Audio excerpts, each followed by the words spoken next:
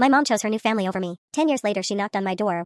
When I was 12, my parents got divorced. At first, they both promised nothing would change. They said they would always be there for me. They said I would always come first. But within a year, my mom remarried. Then she had another child, then another. And little by little, I started disappearing from her life. At first, it was missed phone calls, then canceled weekends, then forgotten birthdays. Every time I brought it up, she had an excuse. Things are just busy right now. You know I love you. Stop being dramatic. One year, she completely forgot my birthday. I waited all day for a message, a call, anything. Nothing came. 3 days later, she texted me. Sorry, I've been busy. That was it. No gift, no apology, nothing. Meanwhile, her social media was full of family photos, vacations, birthday parties, matching Christmas pajamas, smiling pictures with her new husband and kids. Looking at those photos felt like looking at a family I used to belong to. Eventually, I stopped trying. I stopped calling first, stopped texting first, stopped expecting anything. My dad raised me alone. He worked insane hours. Sometimes I barely saw him, but every single day I knew he cared. We weren't rich, not even close. There were months when money was so tight we ate the same cheap meals over and over again, but somehow he always found a way. Years passed. I graduated school, went to college, started a business, failed, started another one, failed. Again, then finally something worked. Slowly my life got better, then a lot better. By my late 20s I owned a successful company and had more money than I ever imagined growing up. One day an unknown number called me. I almost ignored it, but I answered. It was my mom. I hadn't heard her voice in nearly 10 years. She sounded nervous. She asked if we could meet. Against my better judgment, I agreed. When I arrived she looked older than I remembered, tired too. We talked awkwardly for a while. Then she got to the point. Her husband had left. They were drowning in debt. One of my younger siblings needed expensive medical treatment. She asked if I could help. Part of me was furious. 10 years of silence and suddenly she remembered my phone number.